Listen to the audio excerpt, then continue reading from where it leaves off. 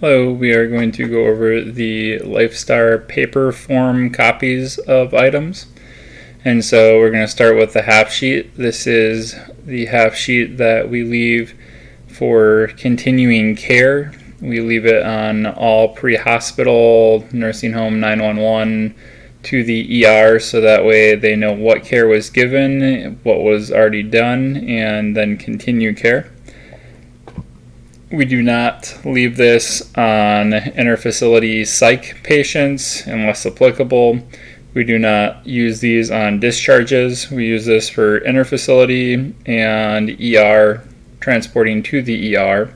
If we were to do a from the field direct admit, then we would use this,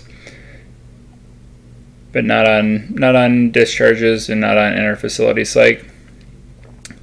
You have in the top left, usually I write in the top left corner what we were dispatched out for, the date, what unit you are, who is filling out the form, patient name, patient date of birth. Over on the side here, I will write the age of the patient, chief complaint, last medical doctor, we don't really write, we don't really care.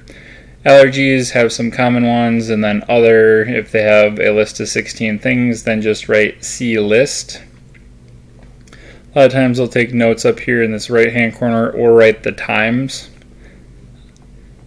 Vital signs, a lot of times I will write small and cut this in half so I can have more vital signs. Also respirations, I'll splice in half and then do CO2-RR. That way I can include the end title CO2. Medications administered, route, dose, time, IV, etc. On the left-hand side, I will write the staff's report, the nursing home nurse or staff, caregiver, whoever. I'll write their report, and then I'll draw a line across, and then use this section to write my side of the story. Next we have the PCS, the Physician Certification Statement. This is what gets us paid, and you need to have it signed, dated, and print the name of who the MD, PA, RN, nurse practitioner, discharge planner, whoever filled this out. Normally they just put a sticker up here which takes care of most of this top half. Services not available is for interfacility. It is not for if you're being discharged to the nursing home. They know that you're going to a skilled nursing home. You don't need services not available for just being discharged back to the nursing home. Interfacility, services not available, higher level of cardiology, high level of neurology, interventional and radiology, etc. But make sure that the services not available is filled out. Ideally, we would like 2 or more checked. They need to clarify. So if they check fall risk, is it because of poor trunk control? Is it because of postural instability, spastic jerking movement, contracted, wear, amputations, wear? And have them fill this out. If it's not filled out, ask them to. You can make suggestions. Bed confined, patient must satisfy all 3. So if they were able to sit in a wheelchair, then they're not bed confined. Never document stuff that you do not see. Never commit fraud. And what the person filling it out, fill it out. And if you completely do not see that, then don't write that as one of the things of why they were transported by ambulance. Or write per RN per PCS or on PCS, it is stated patient is bed confined, and write your side of the story that patient was put in wheelchair at the other end. And just because they can sit in a wheelchair doesn't mean that they should be transported by wheelchair van, because if they're not able to sit up and stay up with a hard stop. Another one that we see on here is compulsiveness or impulse control. If you are super impulsive, then yeah, you're going to have to go by other means other than wheelchair van. altered mental status, is it new onset, is it normal, is it a status change, incoherent, hallucinating, etc. Physical restraints. Here they have a bunch of trained monitoring for continuous IV medications, fluids, cardiac monitoring. One that I will often suggest is neuromonitoring. Have them check other and then write neuro checks, because it takes a medical professional to do neuro checks. But ideally, at least 2 boxes checked on the left-hand side for something on the list. That would be ideal. And you can make suggestions as a very last resort. If it's filled out but filled out incomplete, you could mark on it, but we want that to be in last case scenario only. We should not be filling these out. The refusal form, refusal medical treatment and or transport. This is a carbon copy, so the patient gets the back copy, the yellow copy, we get the front copy. Date, time, incident, name, middle, last. Incident you'll get later on. Date of birth, address, incident address. The further from out of town they are, the more I try to obtain from them. And so phone number, good place to just write it on the side. If they're from out of state, I try to get the social security number. And you either have to read this to them or you have to explain it to them. And then they sign, date, print their name. You sign, date, print your name. And then the witness is preferably a police officer or a family member. Otherwise, your partner can be that witness. Like I said, it's carbon copy. On the back side, it's different. So you have to write it twice on the back side, because you'll rip off the yellow copy and give it to them. And then it won't go through the back white of your copy. But they know who they are, where they are, what time of day it is, what happened. They're able to follow commands. You tell them that they're advised to seek medical care by a physician. You read them the refusal. You know they understand that they speak English. And receive a verbal indication to the patient that they understand and agree to content provisions of the refusal form.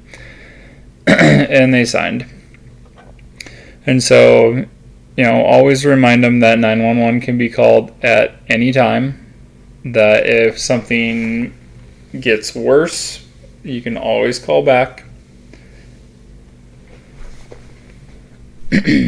So it's a pretty standard EMS refusal form.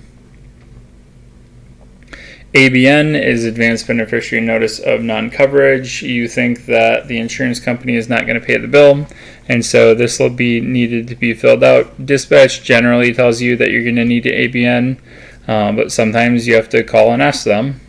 And so get the estimated cost from dispatch, BLS service versus ALS service, and then per mile, blank per mile, and a total. And so, the reasons of why the insurance may not cover it. If you break your leg in West Bend and you live in Superior and you demand you be transported to Superior Hospital, we will call dispatch, make sure that it is okay for us to do so, and then get an ABN before we leave for Superior, and then drive you to Superior if that's where you want to go. That's not a problem. We just need an ABN because the insurance does not pay for your convenience. They pay for the closest appropriate facility, and the closest appropriate facility, if you're having heart issues or possibly a heart attack or a STEMI, the cardiac cath is the most appropriate facility. If you're a trauma, going to a trauma center is the most appropriate facility. If you're a pediatric, taking you to PEDS, to CHOW, is the most appropriate facility. And so that is covered. If it's simple, a couple mile difference, the insurance company doesn't care about that. We're in Slinger and going to Hartford is a couple mile longer than going to a St. Joe's, West Bend. The insurance doesn't care about that. and then you will have to have them choose an option. We cannot choose a box for you. They need to choose that.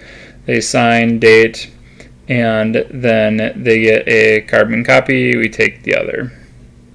Here's our full run report. If the Tough Book dies and you need a full report, this is a carbon copy, and it should have the signatures box 1, 2, and 3 on the back side of this. Date, unit, mode. This is just a fuller run report, like an old school full run report method, and write down everything listed that you need. You do have to do the time report to the nurse by given to so and so. Here's your signature. Here is your partner's signature. And then you have the nurse has to sign over here. On the back side of the carbon copy is a supply list. You don't need to do anything with the supply list.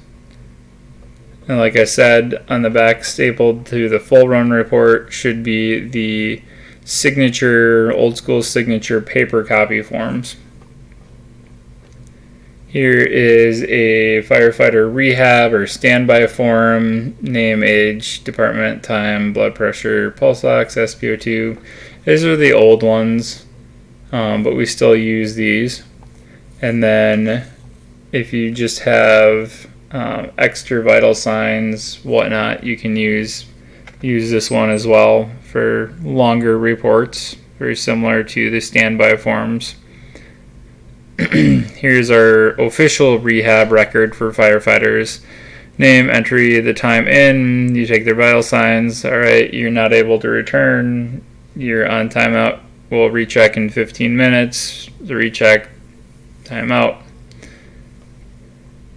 Critical care transport, this is another carbon copy. This is Lifestar's CC form. Most CCs make their own forms and have their own forms written up. A lot of us do. Otherwise, this is perfectly acceptable carbon copy, so this will replace your half sheet. This is a EKG page, and so you can rip this off and then put your EKG sticky to it. Honestly, I've never seen anybody use these, but we have them. You do need to be leaving a copy of your 12 lead with the facility. The newer models of the Zoll keep about 45 12 leads in them, so you can print and have the monitor, or just give them your original copies, turn back on the monitor and reprint. Otherwise, you can make a copy at the hospital and give them that copy. Your 4 leads do not save for either. Your 12 leads on the older model of Zoll do not save, and so once you turn it off, it's gone.